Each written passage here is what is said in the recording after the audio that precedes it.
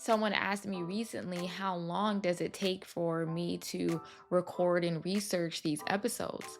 And I told her, it depends on the content, it depends on the episode. It could take weeks and sometimes it can take months because I'm reading and I'm researching and I'm teasing things out.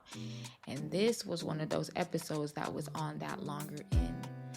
I had an idea that came from my own personal struggles, which is how most of these episodes are born. But this one I really had to sit with because every time that I came to write the outline, every time that I tried to force myself and record, I kept being slapped in the face with this feeling of discontentment.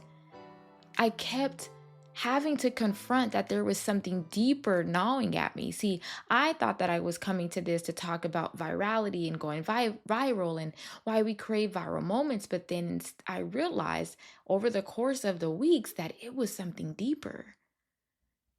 I really had to sit with this. I had to step away from my computer multiple times. I had to just be out, be around. I even had to be on social media to see and to finally grasp what it was that I was trying to get you all and me to see.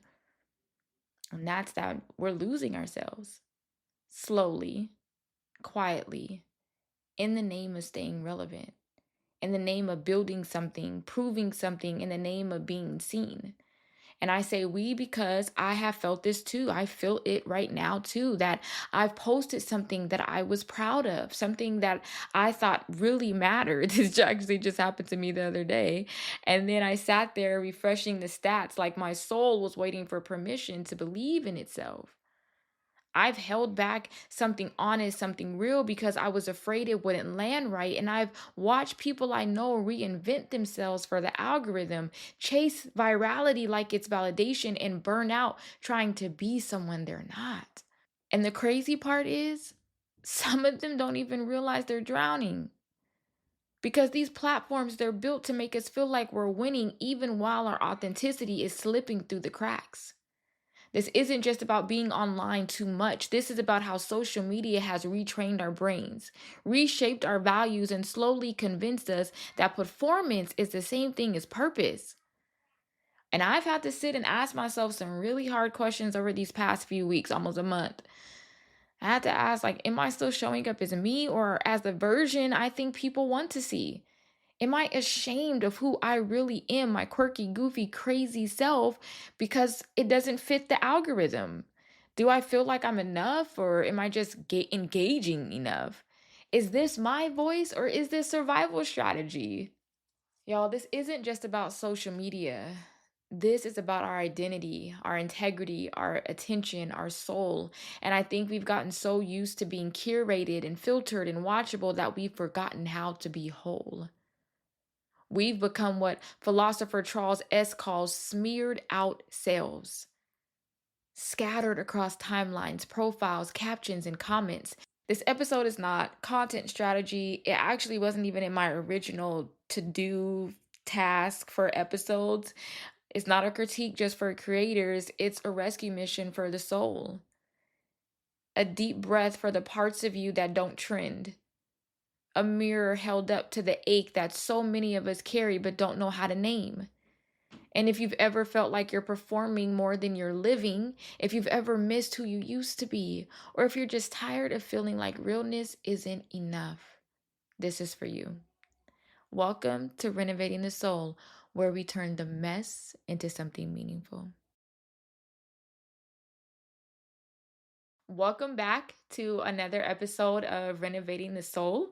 If you've been here before, thank you so much for joining me again. And if this is your first time, thank you for being here. Please listen to the end. Let me know your thoughts. Welcome to the Renovating the Soul family. We're so glad that you are here.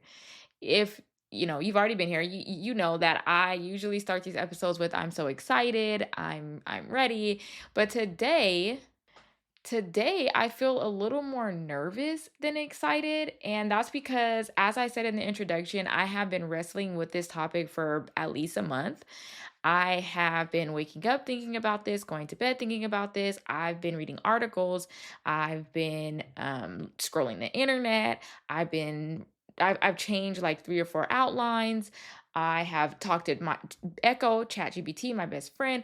Like, I have really been trying to tease this out because every time that I sat down to record, every time that I finished an outline, like I have completed outlines that I did that I was like, scrap, it just is not getting to what I want it to be about. And so I've been struggling, but now I feel ready, but I also feel nervous because this is a this is like a heart issue. And I don't know that we always let me put it like this. It is hard to do a podcast like mine where I'm constantly putting out a lot of vulnerable aspects of my life. It would be easier if it was very topic based where I could just talk about parenting and talk about, these high level subjects, religion, politics. But when you have to sit here and you have to hold up a mirror to yourself and put it out there to an already very judgmental world, it is nerve wracking. And then when you don't see these kind of topics being the fun ones, it's really gut-wrenching, right? And I have struggled, and we're going to talk about all of this, but I have really been struggling lately with my podcast, with social media, as I've mentioned in several episodes, and not social media because the podcast, just social media in general. And honestly, that struggle has been ongoing for years, but it's really been heightened in the last maybe year or so.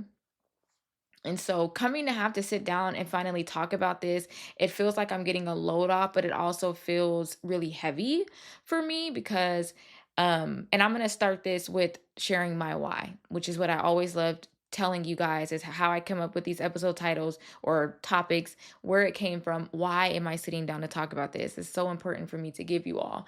Um I it started with me doing the marketing for this podcast. And so, I do everything: marketing, editing, videos, recording, outlines with the, help of Echo, my personal assistant. Um I do everything though. And it's hard, right, to sit here and like no one's behind this camera telling me that sounded good or no you messed up or whatever. I have to hear that later. My kids be in the background, y'all be hearing them. I have to put that out. Like I have to show up no matter what. This podcast is only one part of my life. I have my family, I have, other things going on. And so it gets really discouraging when I work hard on things and I put it out in the world and you see other things in people validated for less quality or for things that are just not significant. And it's easy to get caught up in comparison. It's easy to look at, oh, sorry, no, it's hard to look at podcasts that just focus on like sex and exploiting women, so to speak, like even women who just exploit themselves for the numbers and for the stuff to, objectify themselves because it's just about popularity. It's just about your podcast making the charts and it's not really about, giving depth. And I get it. Like I'm not against any of those things per se, when they're authentically done and when they're done in a way that is true to the person. But I do have a problem when people are just willing to sell their souls and do whatever it takes to get to the top. And so when I go and I post and I'm sharing and I'm, beat down and tired, and I do all this work and I'm very intentional and I'm making sure that every little word makes sense, and then you post it and no one sees it, or you post it and it gets like one like from yourself or three likes, you and two other people, and then seeing things like the spiritual abuse episode really grab people in. But I'm not really here to just stay trendy and to stay talking about the mess, right? That wasn't a hard topic if we really think about it. People love to rag on Christianity and the church, and they ready to pull out a whip every time for somebody else's stuff. But it's harder when I'm actually asking people to look at themselves. That's a lot harder, and not look at yourself in the way that it's like, all right, woo woo, you the man, you the woman, like where everything is like that, where everything is just like, it's so much, yeah. It's so baity. So, anyways, that's where it started from. It started from this deep feeling, not deep, it wasn't even that deep, but it started from this feeling inside of me. When I say deep, I just mean like it was inside of me. It wasn't in my head. It just felt like, well, let me make this clear. I could feel it in my chest, right? But it obviously was in my mind. But I think it came from more internal, like in my soul down there and creeping, in my mind. And hopefully that makes sense. Our mind is in our soul, but I'm just, our soul's made up of different intricacies. So, anyways, I could feel it. And I was like, it's hard to say, right? Because it's not that I wanted to go viral, but I do want my things to get seen. I do want at least the 100 followers that I have to like it. I do want my family and friends. If my family and friends alone just liked my stuff, I probably would get more traction on the algorithm, right? And so, in order to get traction on the social media platforms, you have to fit the algorithms for all of the different social media platforms. But those I want to translate to podcast listens because I feel like this is really good content that people could use that they need. It's very different, countercultural almost from what people are telling us. And even if it is something that people are telling us, I think that I go a little deeper than just shooting words off and never telling you all what the heck I mean or what I'm talking about. And so yeah, I just felt it inside of me, and I had to really sit there and ask myself, and this is a legitimate question I asked myself. It's like, why do you want to go viral? Like, why do you want so many likes? Why do you feel like if you got more likes, that means that you're doing something good? Like, do you really believe in what you're pushing out, or not? And that's where all of this started. I just I knew that if I had this ache, more people had the ache. And when I first was going to do this episode, it was about that. It was about why do we crave these viral moments? And that's what I thought this episode was going to be. And it was built around that. And then it got deeper about, well, it's really about this ache to be seen. And the fact that we're making when our visibility becomes validation, right? We make visibility equal validation. So the more likes, that means the more valuable I am. If I go viral for this, then that means that I'm saying something good. If my podcast is really getting hundreds and thousands of listens and they're putting me on the top charts and they're featuring me, then that means that I'm actually doing something good. And so that's where I started. And then I sat with that and I was like, it has to be more than just going viral, because I know people who really don't want to go viral and aren't content creators, but they do sit there and look at the likes. They do sit there and refresh their feed. There's some examples I'm going to give, but this it's really crazy because I went to something not too long ago, and there was a young lady sitting next to me, and she's every time she's posting, she's looking at like who's looking at her story, who's liking her stuff. And it was weird to see that, knowing that I was working on this episode, because sometimes I get in my head and I go, am I the only one that's really thinking about this? Because I'm actually not that person. I actually don't go to my story and look at like who's looking at my story. I don't like count. I don't go look to see who's liking stuff. I will look at the likes and the numbers there. I actually don't look at my story number of views or whatever, just because I don't want to see it. I know myself, okay? So I don't go and exhaust myself with who is looking at what, unless it's someone that I'm suspicious of and I need to block. So it was interesting seeing someone next to me about my age, just like, who is everything she posted, like right when she posted it, or old stories. It was like, who is looking, how many people are looking. And I just thought that that was so interesting, and it validated what I wanted to sit down and say, that it's not just about being a content creator. It's not just about being, the streamer, the YouTuber, the vlogger, whatever. It's about you, the person with 50 followers. It's about you, the person who doesn't post because you don't feel like you fit up to what society is looking for. It's about you, who you are like me. You are a creator. You are creative. You put stuff out there for people to hear and for people to see. It's a wide range. And so going from craving viral moments to this ache that we have, to it not just being content creators and people in the creative space, to it being kind of all of us, and then getting to this point where it was like, listen, we are losing ourselves. And that's when everything just felt like it clicked. This slow death of authenticity was when my soul just kind of leaped, and I was like, that's it. I am so tired of watching people sell themselves for moments that don't even last. I'm tired of the fakery, the trauma exploitation, the curated mess. I mean, y'all, listen, people turning their lives into content and then losing themselves in the process. Some people don't even realize that they're doing it.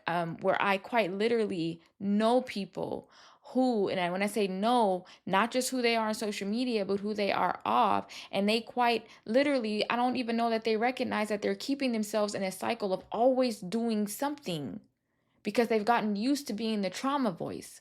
They're always got some kind of drama going on, or at least that's how they position it. And you have to, in order to stay relevant, you have to do something new. So now today I wake up and I'm blue, and tomorrow I'm gonna be red, and tomorrow I'm gonna come out. No, I mean, and if we put this in kind of like real things besides colors, like it's like, okay, today I'm a Democrat, but tomorrow I'm a libertarian. Oh, today I'm Christian, but tomorrow I'm about to be Muslim. Like today I'm a vlogger, but tomorrow I'm about to go do some pranks. Like it's really just jumping from one thing to the next so you can keep yourself relevant. Like, okay, I've done the let's use like the let's just go back to colors. I've done the red thing for a while. I've done the red thing for a while. That got me the traction, that got me seen.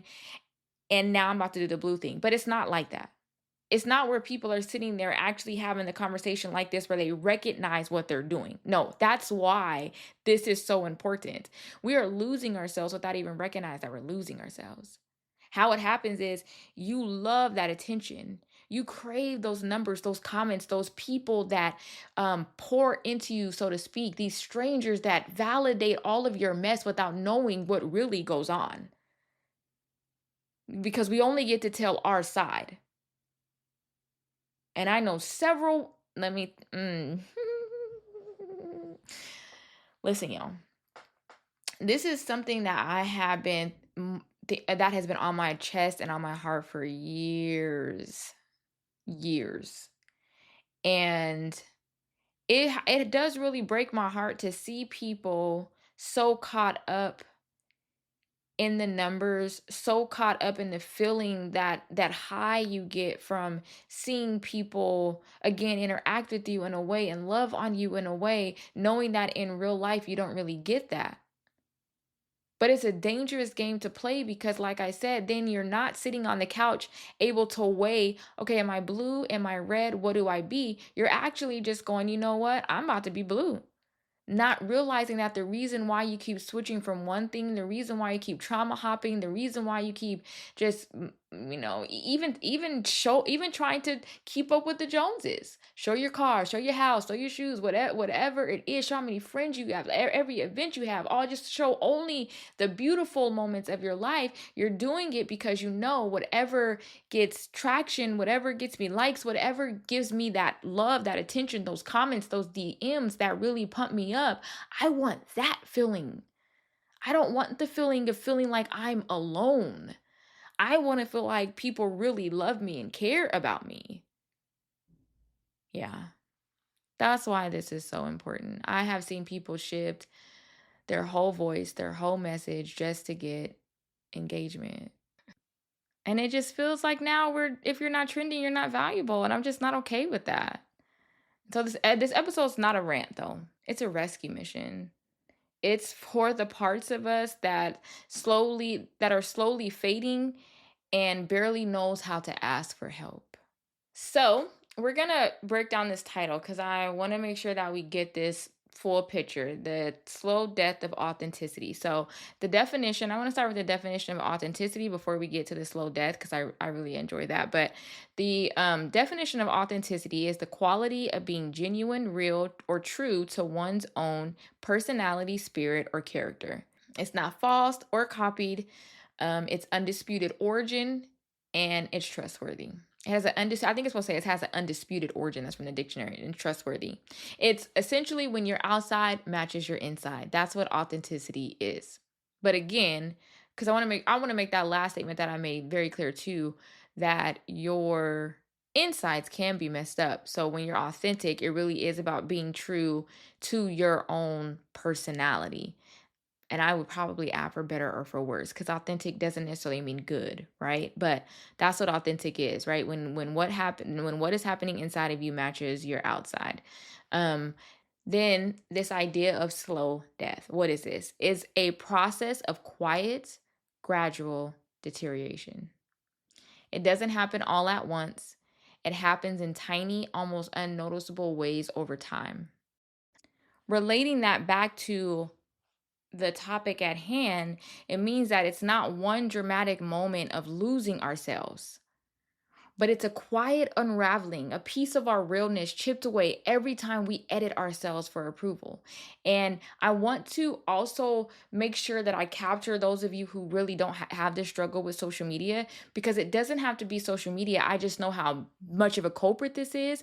But these things can happen whether on your job, whether you're in school, whether you're around your family, around friends. It doesn't have to just be, social media being the core of this, but any place that you go where you cannot be your authentic self and you're just keeping yourself there for whatever reason is something that we need to address. So don't leave this episode because you like, I don't have social media. Don't leave it.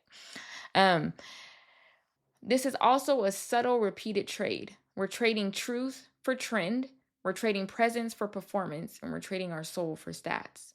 And eventually, we're so curated, we're so watched, we're so algorithm shaped that we don't even know who we are anymore. So, this is not a funeral, it's an erosion. So, it's a slow death, right? This chipping away over time of who we genuinely are, where when it reaches that ultimate point, we don't even know ourselves anymore. We're no longer dictated by our own personal values, but by whatever the social media algorithm is saying we should do, or the people around us are saying that we should do.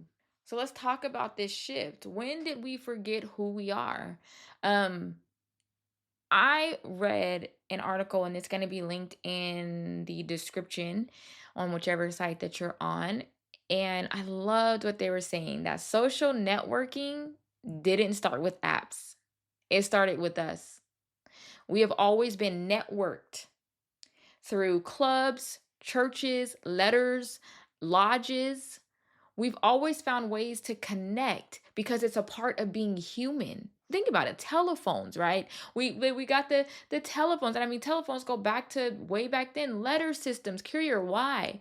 Because they wanted of they. I think that from the beginning of time, we have been looking for ways to stay connected, looking for ways to pass down ideas, looking for ways to learn about what is happening with this relative or this friend or these whatever's happening, right? And so this idea of social networking, like, right, it might be an internet thing, but again, that did not start with apps. That started with us, who we are. Let's talk a little bit about the evolution of social media, because your girl's been on social media for a while. First of all, I had Black Planet, which I think Black Planet came before MySpace when I did my research, but I had Black Planet, I had MySpace. And so in the early days, you had MySpace, or Orkut. I don't know how to say this one. Orkut. I think it's Orkut. Friendster, Bebo, right? Those were like a little more messy. They were unpolished. It was very low stakes. MySpace was trying to evolve, get that top eight. What's the top eight? Get your friend, teach us how to code and make our own backgrounds, put our own music on. Oh, I miss that. But, it was still pressure, still, a lot of objections, right? Especially for us as teens and kids. It did cause problems. I did get in a little bit of drama on MySpace. But then came these media-based sites. So then you had YouTube, you had Flickr, Vine, right, with the videos. That's where we started to upload versions of ourselves. And I remember when YouTube came out, and YouTube was, this is just for me, what I remember, YouTube was the platform that first started to kick off this idea of like overnight success and your numbers going up and being able to open doors. And child, folks was driving me crazy talking, if I just get on YouTube, if I just get on YouTube, I'd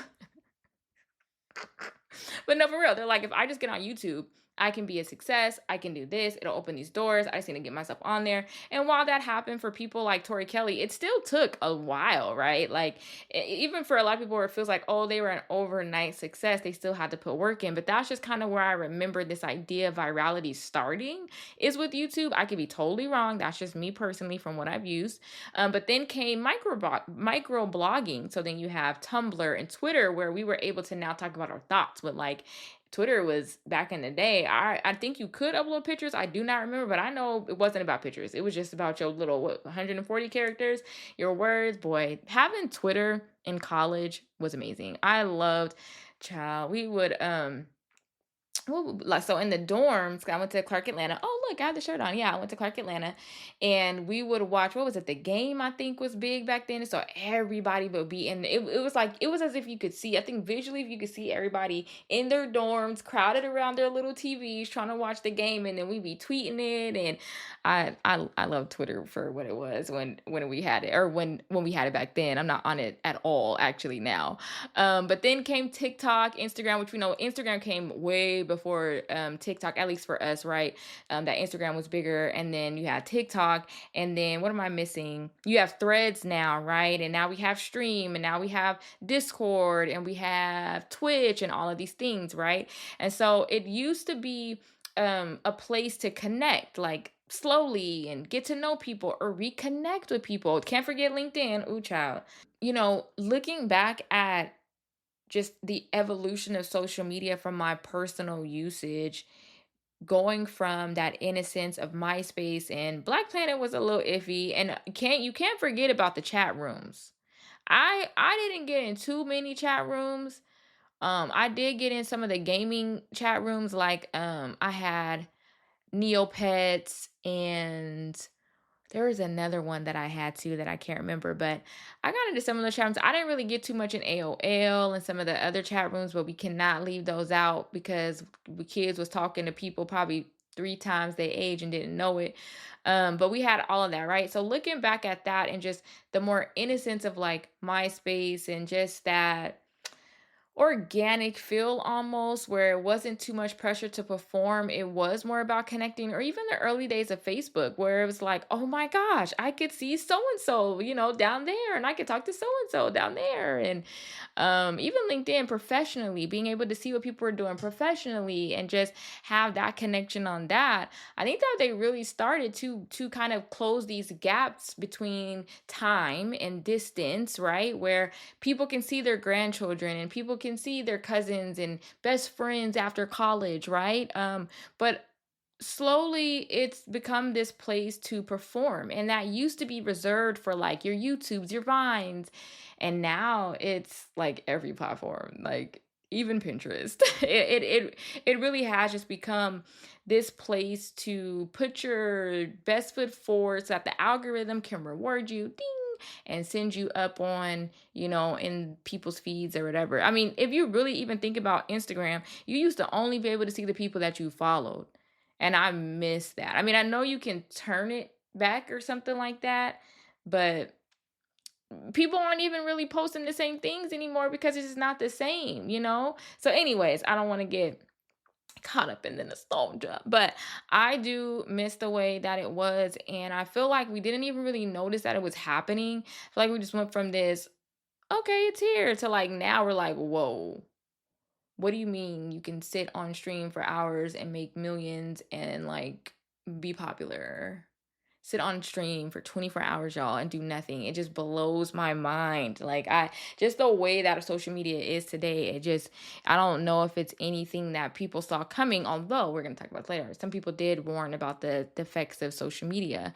Um but the likes, the views, the reach, right? They started to feel like mirrors. And these mirrors that tell you what you're worth. They're mirrors that distort who you are. And that's when our souls started shrinking, when our truth became optional, when we stopped asking, who am I? And started asking, will this get engagement?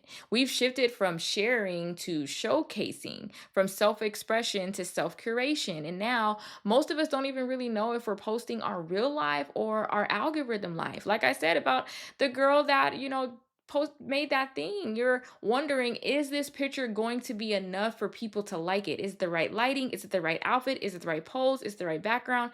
And back then, honey, we just didn't care. We took Instagram's little filters they had and we just posted it. And so now we're like, there's this, it's so thin to try to figure out, am I really posting this because I want to share it and I want it out there? Or am I posting it because I know that people are going to like this more than maybe the real thing that I want to post or want to do? And it sucks, right? Because social networking and even in networking, right, is again that thing that's always been there. We've always been networked. We've always wanted to pull people together because we need that human connection. But social networking, it used to be about community and now it's about currency, emotional currency, visibility currency, validation currency. So we have to look at this lie, honestly, that more visibility equals more value. That just because something gets a lot of likes or goes viral means that it is significant or holds weight or holds value, or that that person or thing or company is even worthy of being listened to, right? Or that they're telling the truth, or that they're so honest, or whatever it is. We start to think that, okay, if it got those claps, it must be wise. If it went viral, then it must be worth listening to. But deep down, and you probably don't have to dig that deep, we know that that's not true. Because some of the wisest voices that I know are not even on social media. And honestly, we know that to be true as well because we're getting so many viral videos when you're looking at TikTok and Instagram. That's kind of all it is. And you're watching the video, but there's very few videos that you watch that actually make you want to follow the person, that actually make you want to know more about the person who posted. Very few. We're usually watching it, maybe we're laughing, maybe we're crying, and then we keep going, right? Or we're digging a little deeper, getting into the drama, and then we keep going. And so again, I don't think this is that idea is anything that we have to reach too deep down for. Um, but it is unfortunate that some of the loudest people online have nothing real to say. They're just they just are loud, so they have the volume and the views. I really love understanding words. And we're going to talk about the word viral, the etymology and the meaning of the word viral. So, the word viral originally referred to an actual virus. Because I was like, where did this idea of going viral come from? Like, when used to hear viral, it used to be a viral disease. So, is that what it came from? And sure enough, yeah, it came from and was used and was originally referred to an actual virus, something contagious, infectious, fast spreading. It came into play in art, started becoming a term in our society. I think it was like back in the, I want to say 1900s. I don't remember exactly, but it came into pop culture through viral marketing, where content that spreads like a virus, often unpredictably, right? Which is the same thing that happens with the virus. It's unpredictable. You sometimes you at first maybe you don't know why it spread. You may learn that later. You don't know always know how to control it, how to contain or contain contain I think it's contain it. I don't know, containment, there we go. So you're trying to contain. Y'all be hearing me really process out loud in the moment. So understanding that this idea of virality does come from the word viral, we then are able to understand that being viral is not about what's valuable, it's just about what spreads. And so, like, think about this. We've made going viral the goal, but viruses don't care what they're spreading. They just want to be replicated. And we've started treating our lives like that, worth replication, but not worth protecting. We're willing to do whatever it is to go viral, but not because of any deep, like, I want this to be known and I want this to be seen. I'm not saying this is everyone. I'm just saying for most cases, right? It's just about being whatever can get seen. I will do, I will say, even if it's not something that I'm personally convicted by, because I don't care what I'm spreading. I just care that it's spreading, that it gets shared, that it gets liked, that it gets seen, even if it comes with negative comments, because all the negative comments even add into, right, me being seen. All the shares that I get from saying something outlandish, whatever it is, I want that. But I don't necessarily have to care about what it is that is going out there, even if it might harm people, myself, or sorry, harm people, other people, or myself. So then we have to talk about visibility. The definition of visibility is the state of being seen, noticed, or recognized. And so visibility isn't inherently bad. We all want to be seen. That's just a part of being human. But social media has made visibility feel like the proof of our worth. And I would go back to something I mentioned earlier. This isn't just social media. You have, awards. I think I mentioned this in another an earlier episode, that in elementary school we have those awards like perfect attendance or best this, or even in your classrooms, right? We're taught that, you get those awards, you're validated in some way, you get work promotions, you get a new title, whatever it is, right? You get that raise. Like, there are other ways that we are also made to feel as though doing something, having that visibility gets us validation, but those are usually based on some sort of metric, right? That some sort of metric, I would say, that makes sense, because virality is based on a metric too, but I don't think many of us get the metric. But like, perfect attendance was literally based on the fact that you showed up for school every single day. So even though I'm jealous of the girl who won that award, I can't say that I showed up every day. Now we can question, why does one need that award? Sure, that's not my argument here today. I'm just wanting to make sure that I acknowledge that social media, that being visible, this is not the only thing that will have this effects on us, as I mentioned earlier. But that's what it is. And so now, if you're not visible, then it's like you don't even exist. And so the next thing I want to define is validation, because we have said that visibility, being seen, equals validation. That's how social media is treating everything. That the more likes, the more views, the more comments you get, it means that you are validated, that you're worth something. But validation, it is the act of confirming something is true, worthy, or legitimate. And from Latin, validus, meaning strong, worthy, or powerful. So when we say we want validation, we're not just saying I want to feel good. We're saying I want someone to confirm that I'm worthy, that I'm real, that I matter. But y'all, that becomes very dangerous, because when visibility becomes your validation, your soul becomes a statistic. Your soul becomes just a number or a like or a comment. And then we measure our worth by how we are seen. I hope you guys can see how dangerous and a slippery slope this is.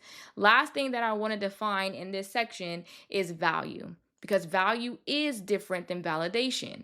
The value is the importance, worth, or usefulness of something. It's a person's principles or standards of behavior, what they deem important in life. It's who you are or what you do when nobody's watching, right? Your value is who you are. It's internal. And I am one of those people who argue that if you are a human, you inherently have value, that you are born with value because you are a living, breathing thing. But does this house have the same value as a human? No, I wouldn't say that. I would not say that over the house over a human, what I need to protect the house over the human. No, the human, right? The human is what has the value because of the fact that we have souls. You have to ask them, why are humans so valuable? Because our minds, our souls, the way we are intricately wired, the way that we are all the same thing, but at the same time completely different. We have the same heart, kidneys, lungs, makeups right within us, hands, toes, feet, knees, hair, lips, eyes. We have these things, right? But you can't stand me next to my husband and say that we are exactly the same, because our souls are vastly different. And I can't take my soul and put it in his. That is why we have an intrinsic value. We are born with a value. That value was never given to us because of social media, because of virality, because of how many likes, clicks, posts that you get. And honestly, this is me preaching to myself and reminding myself of this too. Like, we are born valuable because of the souls that we have. However, it is important that what we choose to do with those souls, what we choose to continue to value. So when we come back to that word value and it being our principles or standards of behavior, that will affect our quality of life, our mindsets, how we adapt different beliefs, how we show up in person, out of person, right? It's not enough to say, I was born with a soul, I'm good. You have to nurture that. That's exactly what that's exactly why I do this podcast, because you can't just wake up and go, So I woke up like this. Like, no, you have to do something.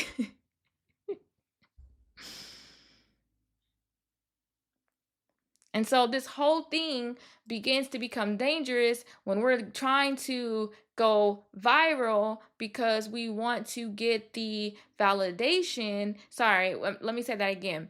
This whole thing is messy when we're trying to go viral, which we think is being visible, but that visibility means that we are validated, and that visibility is also tied to our value. That once I'm validated, then that means I have value, instead of starting with, I have value.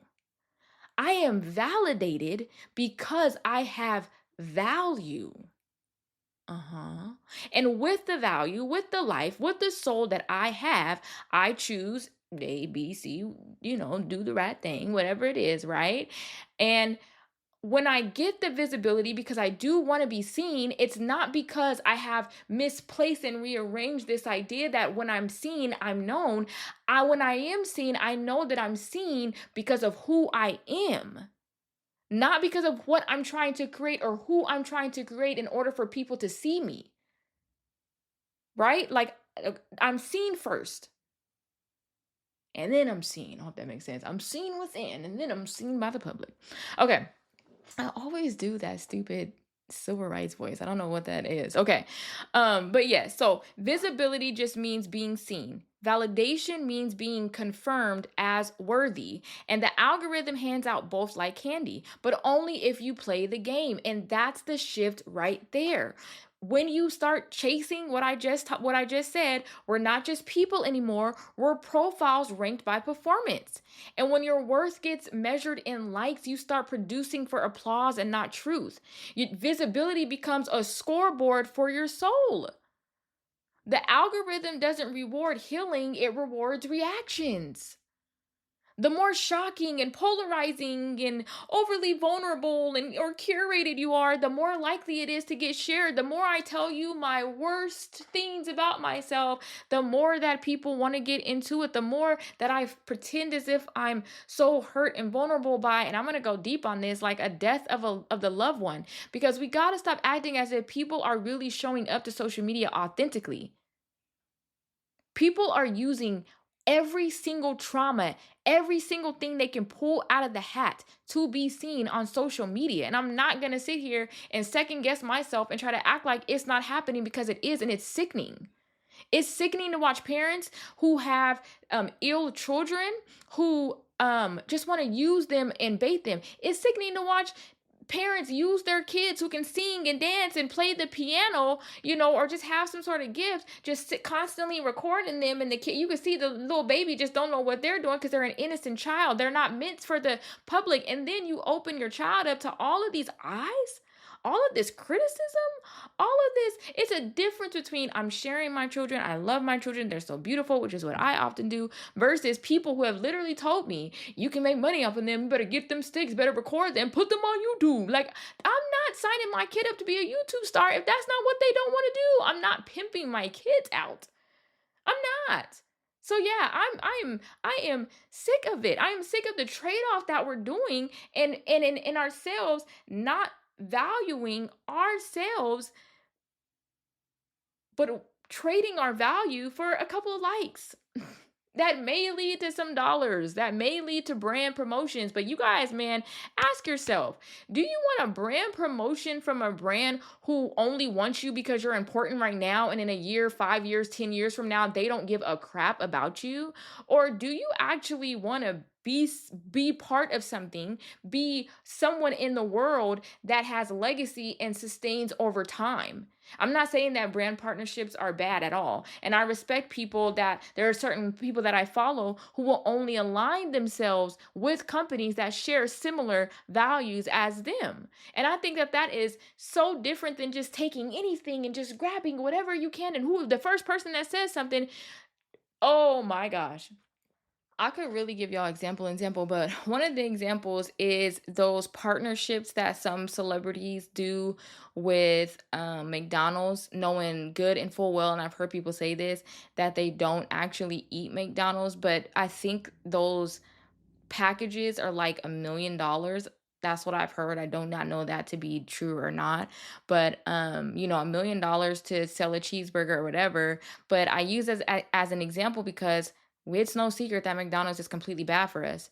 And people who don't even eat McDonald's, people who wouldn't even touch McDonald's, people who wouldn't even let it go inside their body because they know what it does to them and how bad it is, they are willing to sell that to you and your children so that they can collect the check for $1 million so that McDonald's can get the increase in numbers and influx of this person's fans going into McDonald's.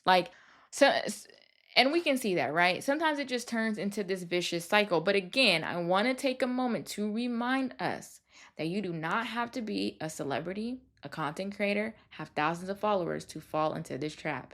You can have 10 followers. You can have 100 followers. You can not even be on social media. But since we are talking about social media, you can have few followers and still want to post and be seen. In fact, I know people on social media, and I mean, you can think about this. It's not that hard. The people who you can have you could just be following the people that you know, and people that you know be following you, and you still want to be seen. Why? Because, and we're going to talk about this more in a second, that ache is still within us no matter who it is. It doesn't have to be about being a content creator. It doesn't have to be about trying to just go viral. You want to be seen, you want to be known. Even when you post something that is not as vulnerable, if you post your work, if you're just posting your creative project, or you're posting your promotion, or you're posting your thoughts, you might post your thoughts about being lonely, your thoughts, whatever.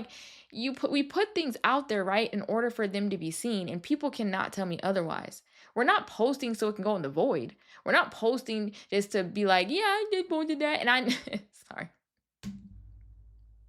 We're not posting that just to be like that, like just to say, oh, it's I'm just posting it to post it. No, you're posting because you want someone to see it, no matter if it's an ex, no matter if it's your mother-in-law, no matter if it's your daddy-in-law, like no matter who it is, you want somebody, you're looking for somebody to see it, an ex-friend, you want somebody to tell somebody about that subliminal that you posted. Like we try to act like we're not posting to be seen, but we are posting to be seen. We want to be known for something more. It's in us. And that's why we're willing to almost do anything to feel like people know us. But y'all, like, these people online, they don't know you, and that's not the way to be known. It's just the way to be seen. It's just the way to be seen, literally. Oops. It's just the way to be seen, literally with eyes, but not seen as in known, understood, loved, and cared for. When we value attention more than authenticity, we're not building, we're begging. You stop asking, is this honest? And start asking, will this land? And one of the worst feelings is that even when it does land, it's still not enough. It's never enough. And there's a philosopher, Dean Cocking, and he says, there's a quote, he says, online environments compromise embodied self presentation. And what that means is that when the body, voice, tone, and spirit are stripped away, all we're left with is content. Not person, not presence, just content. We think more visibility will finally make us feel validated, but what if being seen by thousands doesn't satisfy the ache because they're not actually seeing you? The article that I mentioned earlier that I read, man, or one of the articles, it was so good. And that one was the one on social media and ethics. And in that article, they talk about just the various arguments from different philosophers and counter arguments and criticisms of it. And so in this one section, I'm not going to read that section how they wrote it because it's just a lot. But I want to read the layman's version of what they were trying to say. It says, when we connect with people through technology like video calls, text, or social media, their presence is weaker or less real. Why? Because we can make them disappear whenever we want. If a conversation becomes uncomfortable or tiring, we can just mute them, block them, or close the app. We can also avoid people entirely using filters or screens that keep us from ever engaging with folks we might not like. And he goes on to say that technology not only changes who we talk to, but also cuts us off from the people we used to meet by chance, like strangers at concerts, live shows, or political events. Why? Because now we can get music, entertainment, and political news directly from our devices. We no longer need to be out in the world to experience culture or community, but this causes a double loss in our lives. We miss the joy of seeing people fully as whole human beings, not just digital profiles, and we miss what happens when people see us fully, when we're judged, challenged, or changed by being in community with others. So that was from the philosopher Borgman, that's his last name. And even he had early thoughts on social media. I want to say, I think it was in the 90s. And since then, certain aspects of what he predicted or what he thought was going to happen have not happened. And all of this is not necessarily true, right? We can still connect online and go to games and go to sporting events and go to, concerts and stuff. It hasn't fully taken that away from us like he thought. But still, this idea that I can just simply shut you out my life, I can simply just disregard you, that people no longer become people, that they are just a social profile. Let me demonstrate how right he was about that. One word for y'all. One word for y'all. Trolls. Trolls, not bots, trolls. The people that say the most outlandish things to people, things they would never say to someone's face, things that shouldn't even be uttered because of just how outlandishly horrific and rude and terrible they are. But that's because you're a profile talking to another profile. You're not a person. You're not a human being talking to another human being. You're just talking to somebody who's on here for whatever reason you think they're on here for. Even when people show up genuinely authentic themselves, they get so much hate and the comments can sometimes just be so nasty for some of the most basic things. I saw a woman show her farmhouse, and you would think that everybody was just like, wow, your house is so beautiful. They were slandering her in the comments for what? And then we go back to our episode on projecting. We know that most of these people are projecting from a personal place. But this idea that Borgman talked about years ago, we see it all the time. It made me even question, oh shoot, do I see humans as humans, or do I really just kind of see them as their profile? Like what is there is kind of what is it. I don't really need to go any deeper. And when I don't want to see them, I just close the app. Out of sight, out of mind. When someone is tired of you, they just block you, right? Like, it has taken away so much from our social aspects. And I wanted to touch on this specifically because we talk about blocking and all this and whatever. And I think that that's a good mechanism to have because there are crazy people out there and you need to block them. It becomes a problem though when you start blocking people that you have issues with and you never address the actual issue with them. You just think that blocking was the thing that's going to make the issue disappear. Baby, it don't work like that. You got to address, you got to confront, you got to have the hard conversations. And that's what Borgman was trying to get at, was that it takes away then, and other philosophers talked about this too, it starts to take away from our abilities to interact with people. Not just our abilities, I don't want to say abilities, but it just takes away even from our willingness to try, to have difficult conversations. And as we talked about a couple episodes ago, when we look at what friendship is really supposed to be based on, we do not want to go through the ringer with our friends because social media makes us feel like it needs to be easy, breezy, beautiful cover girl. Instead, and I don't think I should get in trouble for that because my thing is not monetized. But instead, right, of it being easy breezy, friendship is actually hard. It's gritty. It's going through life. It's confronting things that make you feel bad. It's your friend being able to confront you. It's holding each other accountable. It's saying the hard things. It's not the cute quotes, the Pinterest quotes. It's not just the blogs. It is real. It is deep. And life is that way. We don't even want to work that hard at life anymore. Something we're going to talk about in a later episode, because social media has made it seem like, again, life is just supposed to skip. We see people get their promotion. We see people, becoming millionaires from making stupid skits and risking their lives and just doing the craziest things. Why?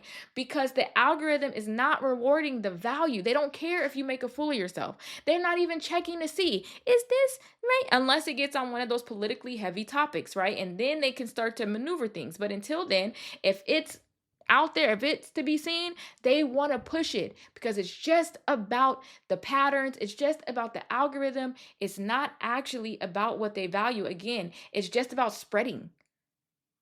It's not about what it spreads. And we're almost done here.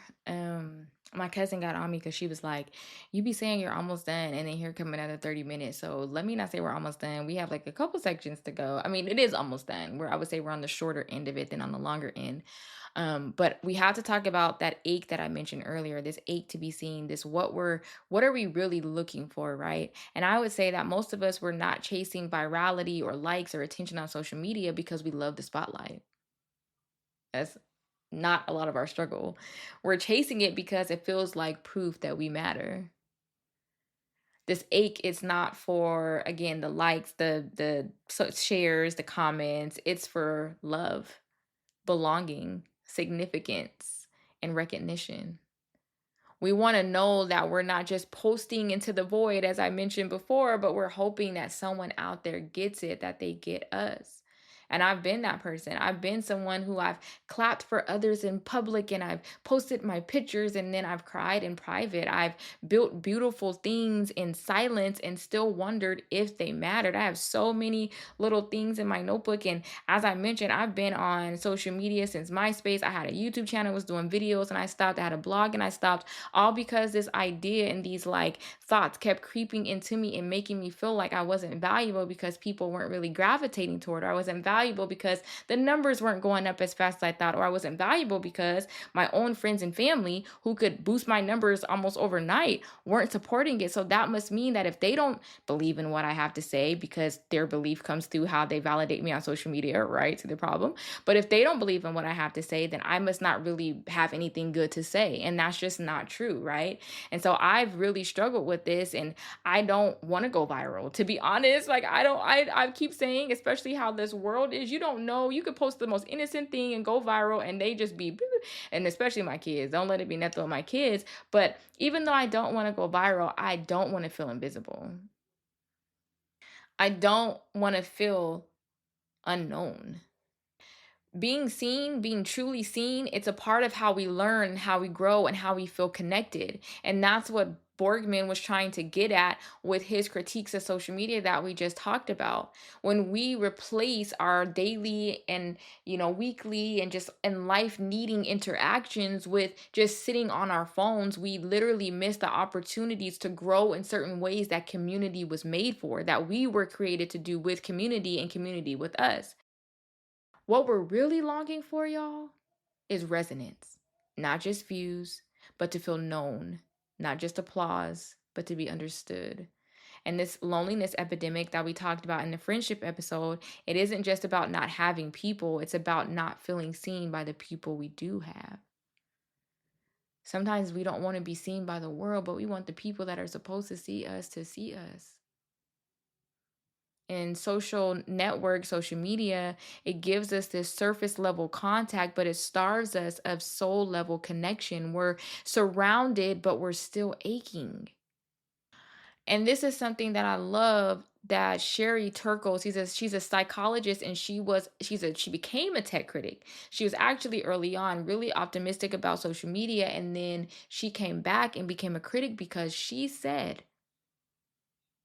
"We are alone together, connected all the time, but rarely known in any real way."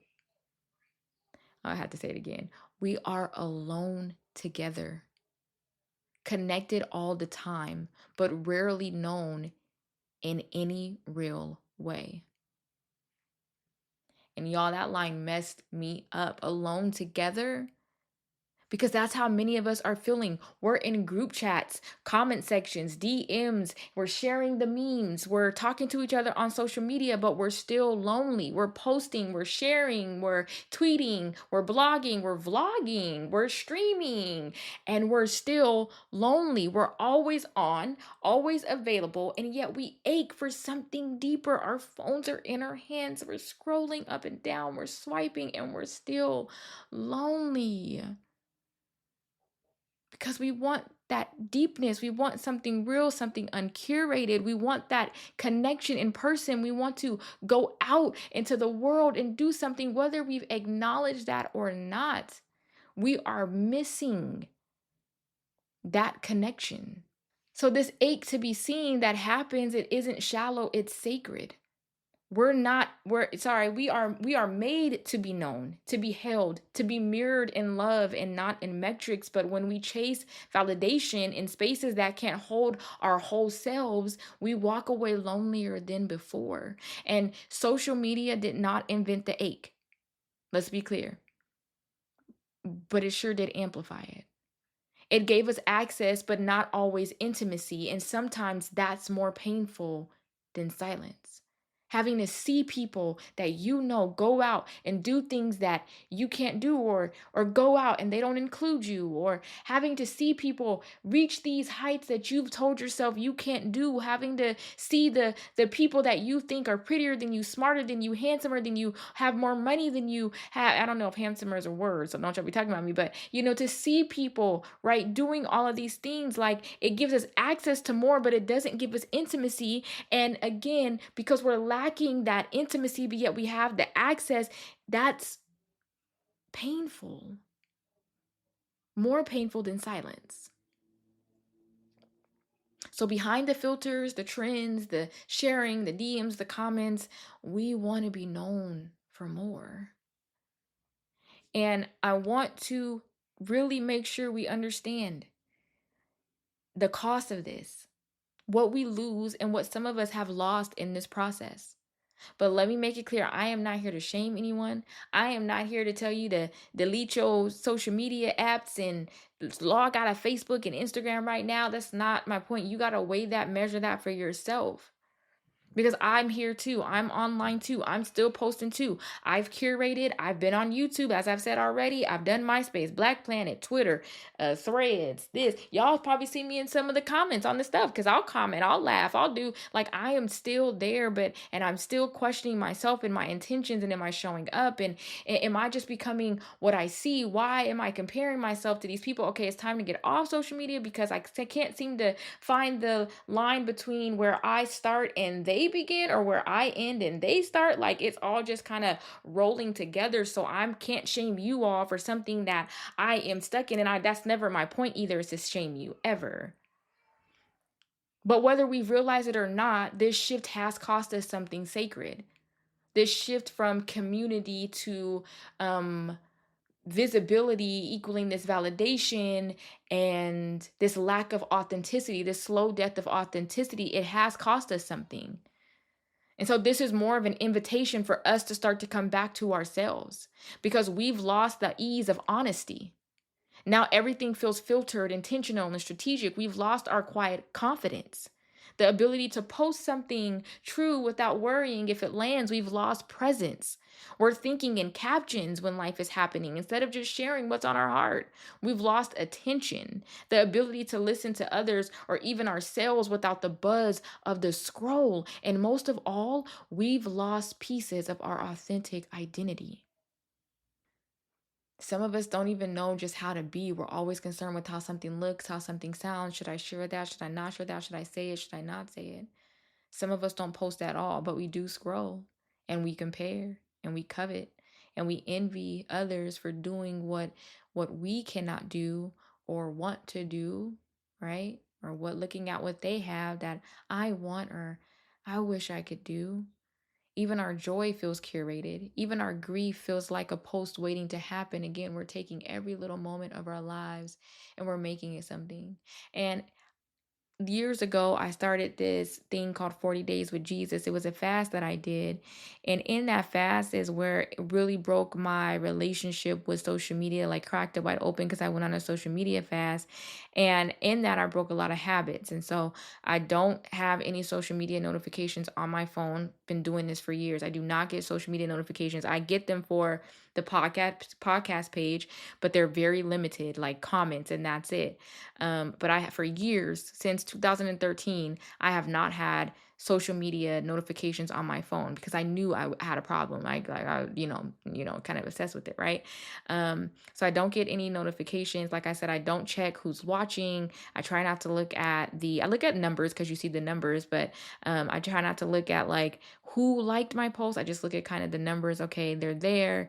But in that time of getting off of social media, it also shifted what I post because I used to be a post everything girl. I used to post my car, my house, my what, like everything. And I did used to use moments of my life to share whatever was happening, getting dumped, getting a new man, getting a job, losing a job, getting a car, not having a car, like whatever it was. And what happened was I would post my successes for the world before I gave them to friends and family. And in that time of that fast, I really was able to evaluate who who are you trying to show up for and who is showing up for you. What do the people in your life deserve? Do they deserve to find things secondhand while you tell the world? That's not fair. And so I have since practiced making sure that I tell people that I'm having a baby before I tell everybody else on social media. Making sure that people know what wins and losses we're having before I tell social media. And I'm talking about core people, not everybody, just like core people, right? Making sure that I'm connecting. I try to tell people happy birthday, not on social media. I try to keep their birthday in my phone. And even if it pops up on social media, I try to go and text them personally, right? Check up on them personally. As I'm not perfect at that part because I will just use social media conveniently to DM someone. But I also say this because people often use death and tragedy to, and y'all might hear my little baby crying, but people often use death and tragedy to post on social media as well and to get those likes. And so I also don't I caution on sharing about the people close to me who have passed away because I don't want to use them for likes. I don't want to use them to get attention because I know that grief and trauma and sadness and things like death will pull people in because we're human. We feel bad when someone dies and a loved one dies who is close to us. But does the world really need to know that my great aunt Sally died? Does the world really need to know the details of how I truly feel about my grandfather passing away? What do they care? I'm just another number to them. I'm just another profile to them. I don't need to give them all of me. I can reserve those deeper parts of myself for people around me who get it and who understand and who truly love me instead of for a world who only again sees me as a profile or another number or just another scroll. I went off on a little bit of a tangent there at the end, but getting back to this slow death of authenticity, it's not just one big collapse. It's a slow, quiet unraveling. It's one post, one edit, one compromise at a time. Authenticity isn't lost in one moment, it's negotiated away in pieces. And we really need to get back to like the little things about ourselves, our tone, our body language, the tremble in our voice, the way our face changes when we talk about something that matters. Those are the things that don't trend, but they're you. When we lose those, we lose our ability to truly be known. And of course, we know that our values, our beliefs, everything we talk about on this podcast goes into that. When we lose who we are, when our values and our beliefs are blurred between the world's value or the culture or the social media algorithm or whoever's values and beliefs, we really don't know what we aspire to. And that's why there are so many of us who change like the wind, with change depending on which friend we're talking to or which social media person we follow or what, because we need to shut off the world and take some time with ourselves and figure out, who am I? What do I believe? What do I value? What is happening inside of me? Why do I crave these moments? Why do I want to be seen? And I know that we didn't sign up for these platforms to lose ourselves. We've just gotten caught up in, honestly, this trajectory that we talked about, going from community to this idea of, like numbers game and the algorithms. And we almost didn't even see it coming. It's kind of like you look down, you look up, and oh shoot, we're here. It's like, when did that happen? But we don't have to keep drifting just because we didn't start that way. We can pause, we can reflect, we can come back. We don't have to just stay just because they're telling us that we have to stay. Like, we can leave, we can rebuild something that's real even if no one ever sees us building it. And so let's talk about where we go from here. And I really am almost done. So what now? Okay. So we've named the ache, we've traced the lie, we've counted the cost, and now we're left with the choice, right? Um, because this isn't just about platforms, it's about presence, it's about identity, it's about beliefs, values, who we really are. It's about whether we're willing to reclaim our soul in a world that profits off of our performance. This going back to that McDonald's example, right? Are we willing to sell what's left of us just to make some money or just to be seen? This is about deciding what actually matters and what kind of life we're really building. And again, I'm not telling you to delete all your apps. I'm not telling you to stop posting or whatever. I'm there too. I'm building, I'm sharing, I'm posting, I'm looking at the memes, I'm scrolling, I'm doing all the things, right? But this is about, again, that slow death of authenticity. But here's the thing, not just online, but in real life, because some people are authentic in real life and they can show up online in that way, and they can just be themselves and post what they want and be even a content creator, influencer, celebrity, or be just known to their family and friends, have the 50 followers and not care because what, like, they're able to do that. But then others of us, we need to step away. We need to figure out who we are without the influences of social media, because we have not yet figured out how to be authentic with no one watching. So when we show up on social media with a lot of eyes watching, we're not being authentic because we haven't figured out how to do it away from social media, which again robs us of so much authenticity because of how it's built now. You can't be in the toxic place trying to fix the toxic thing. Like, you have to, I hope that makes sense. Let's see, do I want to say that? You can't be in the toxic, I don't know, let me not say it like that because I don't think that that fits kind of what I'm trying to say. But essentially, like, if you are in the thing that causes harm, you need to step out of it if you're able. And for many of us, we are able to shut down social media and step away. We have to understand, again, who am I before I ever get on any social platform? Instagram, stream, TikTok, LinkedIn, Facebook, Tumblr, WordPress, even though that's not really, but that's the blog site. Like, who am I away from this? This is the same thing that I argue for with emotional intelligence, that my job would talk about emotional intelligence all the time. And I would preach in every single session we had, you need to learn emotional intelligence before you show up to this workplace, because you trying to come to work and learn emotional intelligence, it's too late. And that's the same thing here. If you go online trying to learn how to be authentic, it's too late. You need to learn how to be authentically you away from social media, away from the eyes, away from people.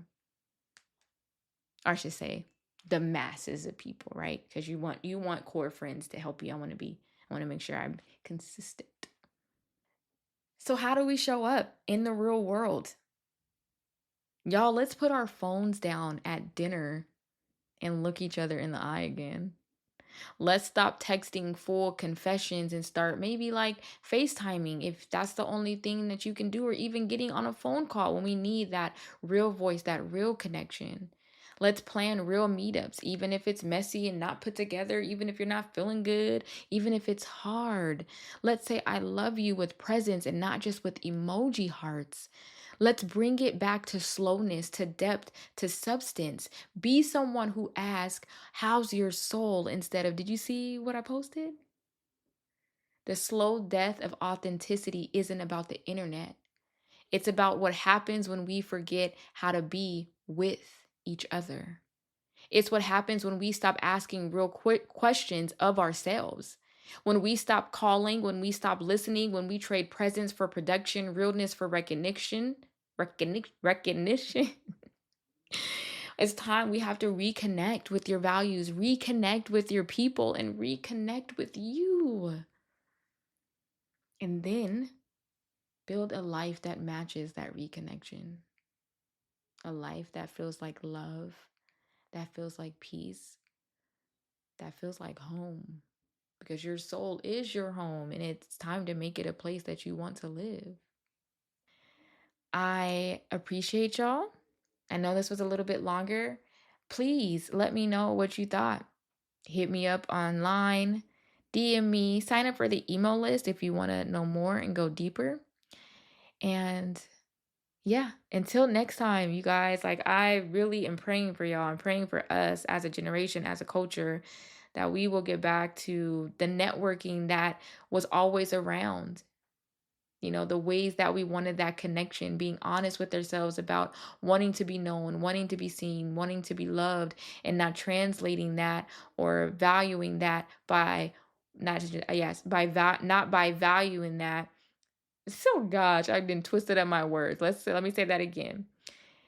That we would be honest with ourselves about being loved, wanting to be known, wanting to be heard, right? Wanting to be seen in a very real way, and not valuing that by how we show up on social media, not valuing that by who likes our things, doesn't like our things, who says something, who sends a subliminal, who blocks us, who whatever. At the end of the day, you ain't taking social media with you when you die. You taking that soul. So we have to start caring for the real parts of us and showing up in the world in a real way, or else we'll die never knowing who we truly are and what we could have become. Until next time, y'all, let's keep doing the work to renovate the soul.